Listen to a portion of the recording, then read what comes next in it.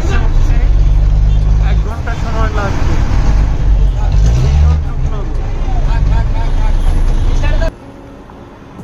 খুলনা ভ্রমণের এ পর্বে আমরা যাচ্ছি চুকনগর। চুকনগর খুলনা শহর থেকে 30 কিলোমিটার দূরে। এখানে আপনি বাসে যেতে পারেন অথবা সিএনজি অথবা নিজস্ব গাড়িতে যাওয়া যায়। বাসে গেলে সময় লাগে 1 ঘন্টা এবং ভাড়া লাগে 80 টাকা। এক একজন এক একভাবে চুকনগরে যেতে পারেন। তো মূলত আমরা আজকে চুকনগরে যাচ্ছি, সেখানে ঐতিহাসিক বধ্যভূমি এবং আব্বাসের হোটেলে আমরা দুপুরে লাঞ্চ করব এবং স্থানীয় পর্যায়ে বিভিন্ন বিষয় আমরা দেখব। মূলত আমরা এ পর্বকে বলছি চুকনগরে পথে পথে, অর্থাৎ আমরা চুকনগরের বিভিন্ন বিষয় ঘুরে ঘুরে দেখব। এই জন্যে আমরা বলছি চুকনগরের পথে পথে।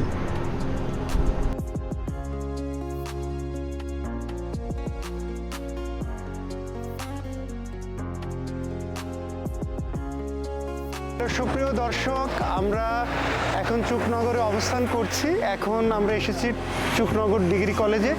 এখানে প্রিন্সিপালের সাথে কথা বলবো, বিশেষ করে চুকনগরে যে বধ্যভূমি আছে এবং 1971 সালে মুক্তিযুদ্ধের সময় যে এখানে একটা বর্বরচিত হত্যাকাণ্ড ঘটেছে সে সম্পর্কে আমরা একটু জানতে চাইবো, যার জন্য আমরা এখন যাচ্ছি চুকনগর ডিগ্রি কলেজে এবং আশা করছি আপনারাও আমাদের সাথেই থাকবেন।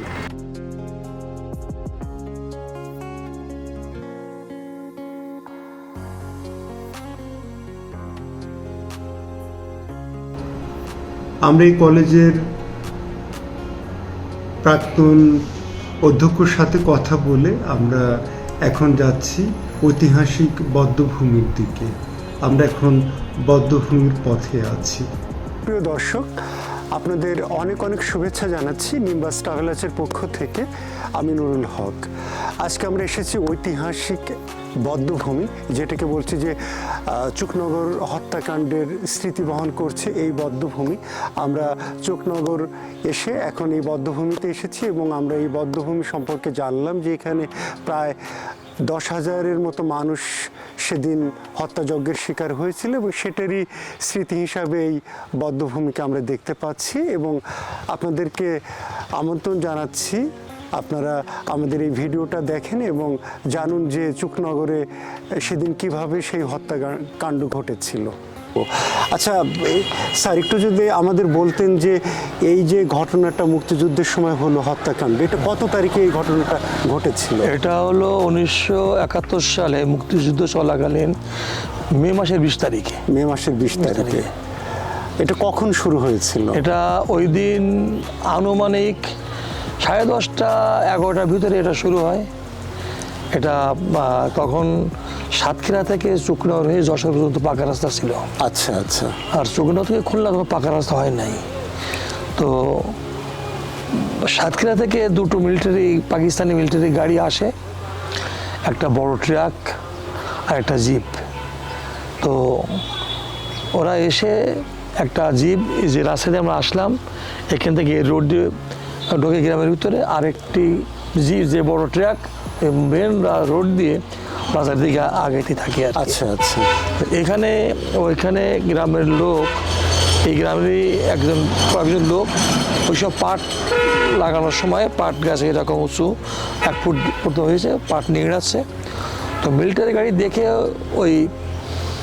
সেই লোক দাঁড়াইছে আর কি, অটোমেটিক দাঁড়ানোর পরে হাতে কাস্তে ছিল। তো ওকে কাজটি দেখে মিলিটারি তারে ফায়ার করে মারা গেছে সেখানে। এই যে জায়গাটা, উঁচু জায়গাটা দেখছি আমরা, আচ্ছা, এখানে একটা নদী ছিল, নদী এখন আর নাই। সামনে নদী ছিল, নদীটা নাই এখন। এই নদী পথে এখান থেকে প্রচুর লোক, হাজার হাজার লোক নদী পথে আইছিল। আচ্ছা আচ্ছা। তো এখন এইখানে প্রায় 8-10 হাজার লোকের বেশি ছিল, এখানে তারও বেশি ছিল।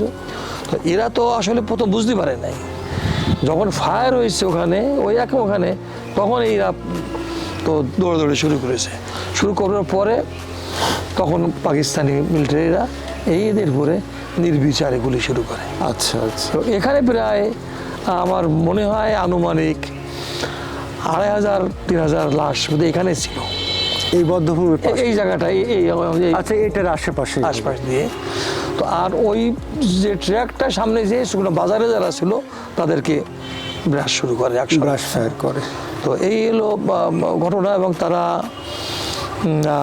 এটা প্রায় বিকাল 4:30 5টা পর্যন্ত মানে এরকম ফায়ার চলতে থাকে এবং মানুষকে তারা হত্যা করে। এক পর্যন্ত মানুষ আর বসেছিল না, পালাচ্ছে, চলে গেছে। তারপরে অনেক মানুষ গাছে উঠেছে, সে গাছে থেকে ফায়ার করে নামাইছে। তো এটা আনুমানিক কত মানুষকে তারা হত্যা করেছিল?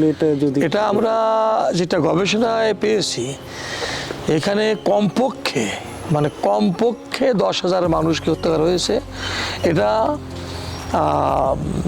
মানে আমাদের যে গবেষণায় দেখা গেছে, আমরা যেটা মনে করি 20,000 লোক হতে পারে।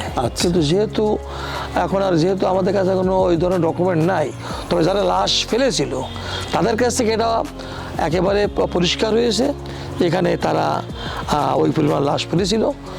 তো 15-20,000 লাশ তারা ফেলেছিল। আচ্ছা, আমরা যেহেতু আমরা এখন এটা বলি, যেহেতু আমরা কাউন্ট করি না, আমরা নিজেরা তেমন কোনো ঐতিহাসিক দলিল তখন নাই, আমরা সেটা বলি যে কমপক্ষে 10,000 লোক। এটা কম কোনো অবস্থায় তার। তো এখন এখানে তো এরকম একটা ফেলানো জায়গা, ডিটাচড এরিয়া। আমি তখন চেয়ারম্যান ছিলাম, তখন আমাকে জমি চাইছিল একর করবো। তবে এটা যেহেতু এখানে প্রথম গুলি হয়, এই জায়গাটা দিয়েছিলাম। আচ্ছা, মানে আমি জায়গা চিহ্নিত করেছিলাম। তো এটা খুবই আপনি সুন্দরভাবে উপস্থাপন করলেন। তার মানে ঘটনাটা অনেক লোমহর্ষক, এবং এটা যে একটা স্মৃতি চিহ্ন যে আছে, এটাও একটা ভালো দিক যে না, অন্তত আমরা আজকে এখানে বসে কথা বলতে পারছি যে গণহত্যার একটা স্মৃতিফলক, যে বাংলাদেশের জাতীয় পতাকা বা একটা কিছু বোঝা যাচ্ছে যে না, কিছু অন্তত আছে।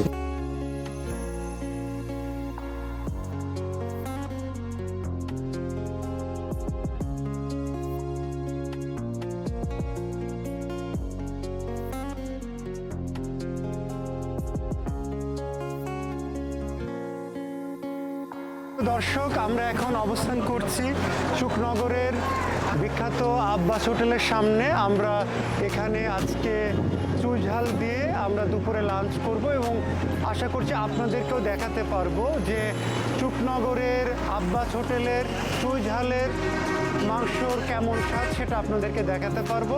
আশা করছি আপনারাও আমাদের সাথে থাকবেন।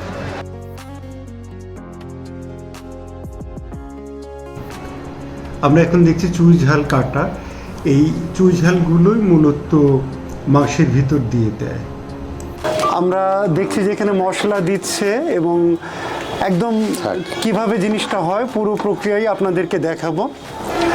আমরা এখন যে মূল যে বাবুর্চি এবং সেই উদ্যোক্তা মূলত, তার সাথে একটু কথা বলবো। ভাই, আপনার নাম? আমার নাম আব্দুল হালিম। আব্দুল হালিম। তো আপনাদের এই হোটেলটা কতদিন থেকে চলছে? 44 সাল থেকে। 1944 সাল থেকে? 1944 সাল থেকে। আচ্ছা, আপনি দায়িত্ব পাইছেন কত সাল থেকে? আমিও বাপের মরে যাওয়ার পরের থেকে আমরা 3 ভাই চালাই এটা। আচ্ছা। তো রান্নাটা কি আপনি করেন? আমি করি, বড় ভাই করে, আমার কুটুম আছে সে করে। আচ্ছা, সেও করে না?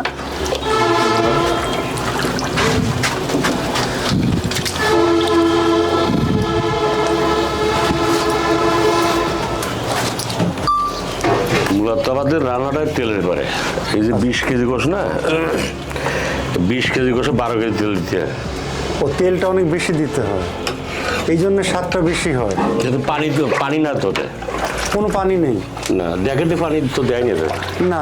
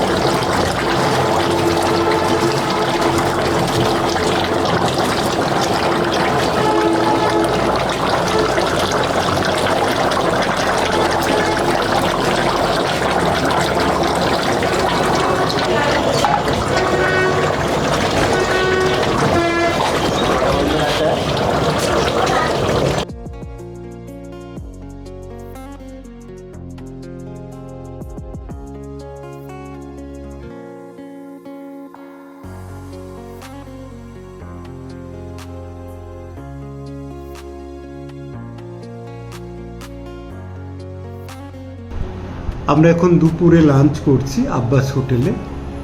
আমরা মূলত চুই ঝালের গোশত, অর্থাৎ এটা মূলত খাসির মাংস রান্না হয়, সেই মাংস দিয়ে দুপুরে লাঞ্চ করছি এবং চমৎকার স্বাদ, নিঃসন্দেহে অনেক সুস্বাদু তাদের এই খাবারের মেনুটা। সুপ্রিয় দর্শক, আমরা তো আজকে এসেছি চুকনগরে এবং ধন্যবাদ হানিফ ভাইকে যে এই চুকনগরে আসার ব্যাপারে ওনার উৎসাহ, ওনার সহযোগিতা এবং বিভিন্ন জায়গায় যোগাযোগ উনি যেভাবে করেছেন, এটার জন্য আমি আসলে ওনার কাছে অনেক কৃতজ্ঞ। বিশেষ করে নিম্বাস ট্রাভেলার্সকে উনি একটা স্কোপ দিয়েছেন। ধন্যবাদ হক ভাইকে। আসলে এটা আমার জীবনের একটা গুরুত্বপূর্ণ বিষয়, কারণ চুকনগরে দীর্ঘদিন ধরে বসবাস করছি। এখানের যে ইতিহাস এবং ঐতিহ্য সেটা সম্পর্কে শুধু জেনেছি, কিন্তু সেটা কারোর কাছে পৌঁছে দেওয়ার জন্য আমার মনে হয় যে আজকের এই মাধ্যমটা, এই নিম্বাস ট্রাভেলসের মাধ্যমে এটা যে আরও পৃথিবীর বিভিন্ন জায়গায় পৌঁছে যাচ্ছে, এটা আসলে সাংঘাতিক একটা বিষয়। সামান্য একটু কাজ করতে পেরেছি, এটাই হচ্ছে বড় একটা বিষয়। সেটাই এর জন্যই হক ভাইকে অসংখ্য ধন্যবাদ, এবং উনি যে এটা প্রচার করবেন যে মাধ্যমটাতে, সেই মাধ্যমটা, সেই নিম্বাসকেও অসংখ্য ধন্যবাদ। অনেক সুপ্রিয় দর্শক, আমরা চুকনগরের পথপথের পর্বের একদম শেষ পর্যায়ে চলে এসেছি। আগামী পর্বে খুলনা শহরের অন্য কোনো জায়গা নিয়ে আপনাদের সামনে হাজির হব। চ্যানেলটি সাবস্ক্রাইব করে আমাদের সাথেই থাকুন।